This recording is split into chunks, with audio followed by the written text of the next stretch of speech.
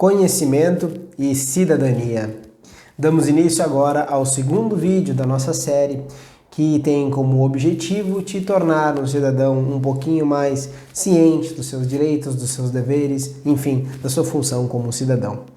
Logo eu digo que se você não acompanhou o primeiro vídeo da série, eu vou deixar aqui do lado um cardzinho e também na biografia aqui do vídeo o link que você pode acompanhar o primeiro vídeo que fala sobre o modelo patrimonialista. Um breve resumo é que a máquina administrativa portuguesa teria vindo ao Brasil e também, como consequência disso, o patrimonialismo se instaurou por aqui, caracterizada pelo nepotismo, pela corrupção, pela não separação dos bens públicos e dos bens privados. Bom, por conta da industrialização, enfim...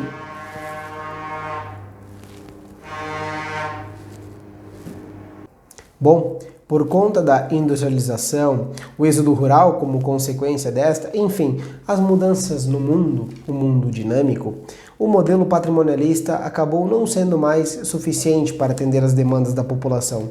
Com isso, foi necessário a criação de uma nova forma de administrar.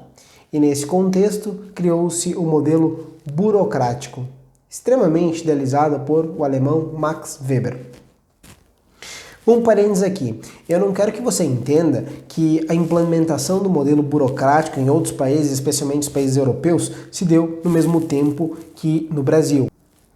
Não, isso não ocorreu no mesmo espaço de tempo. Na realidade, ocorreu em momentos distintos, mas o nosso foco aqui é sim a República Federativa do Brasil. Importante nós citarmos aqui que é feita uma interpretação errônea da palavra burocrático. Você tem que entender que o modelo burocrático foi um avanço em relação ao modelo patrimonialista e ele trouxe inúmeras vantagens, inúmeras benesses. Foi sim um avanço enorme em relação à administração pública. Portanto, não entenda burocrático aqui com aquele sentido de entrave, grande número de documentos, não é isso. Ele sim foi feito com um avanço em relação ao patrimonialismo e você deve interpretar dessa ótica para melhor compreender a situação histórica da administração pública. Então, como eu já mencionei, o modelo burocrático ele é considerado um avanço em relação ao modelo patrimonialista. Olha só, o modelo burocrático possui grandes características e eu vou citar aqui três. Dessas três características, a primeira é a formalidade. A formalidade nada mais é do que as leis definem quem possui o poder e como esse poder será exercido. As leis, elas devem ser detalhadas, elas devem ser específicas, elas não podem ser extremamente genéricas e abertas a interpretações de qualquer maneira. Note a diferença já para o patrimonialismo, onde tudo era definido pelo império, pelo rei. Agora não, agora há leis que determinam.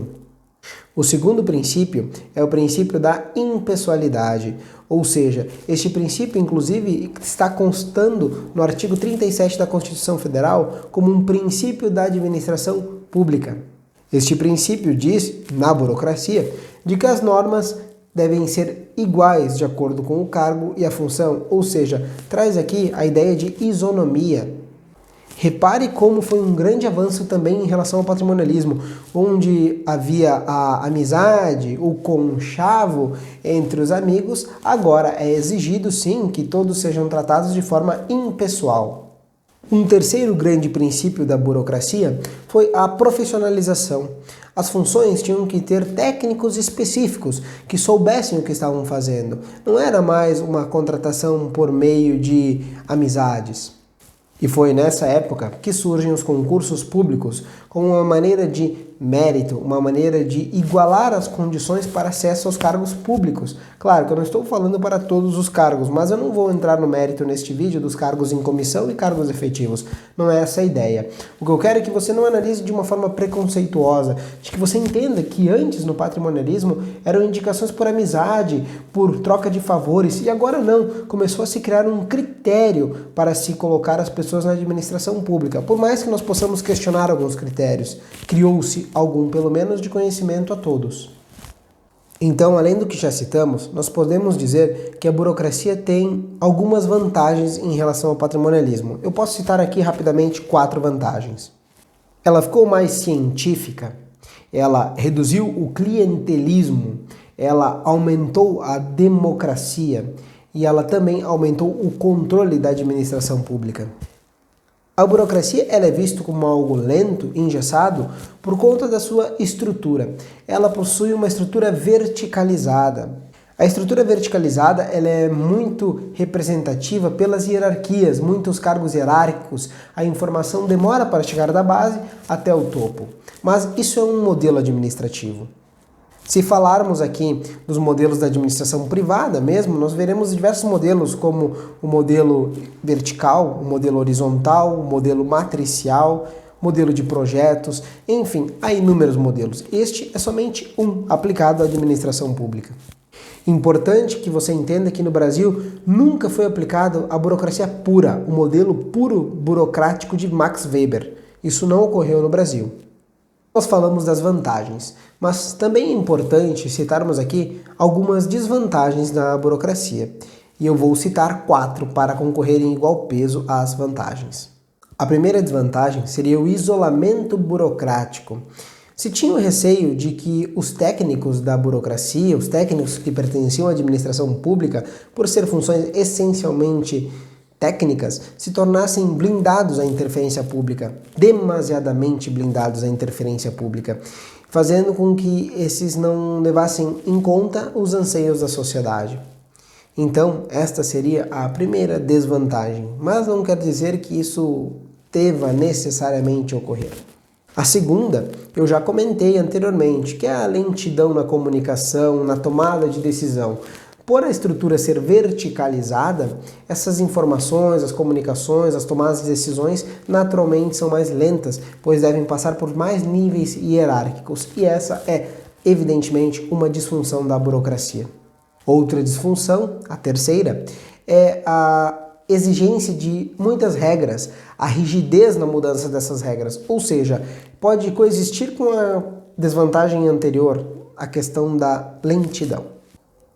A última disfunção seria a perda da análise sistêmica, ou seja, a perda da análise do todo, do conjunto, essa observação da organização, da instituição como um organismo. Isso é muito falado na administração hoje em dia.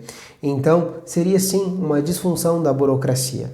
Como eu já comentei, você não deve analisar a burocracia como algo necessariamente ruim. Você deve entender que ela foi sim um grande avanço em relação ao modelo patrimonialista. Mas, claro, possuía suas desvantagens, possuía suas questões a serem adaptadas. E por conta disso, a administração pública teve que se modernizar novamente, iniciando o modelo gerencial. Como todo final do vídeo, eu te convido a se inscrever no canal, a assinar o sino de notificações caso você ainda não tenha feito e a divulgar para os seus amigos, para os seus conhecidos, a quem você acha que esses conhecimentos podem sim ser importantes na construção de um determinado saber. Eu fico lisonjeado de poder participar disso com você e acredite, eu aprendo muito fazendo isso. Portanto, até o próximo vídeo e um grande abraço.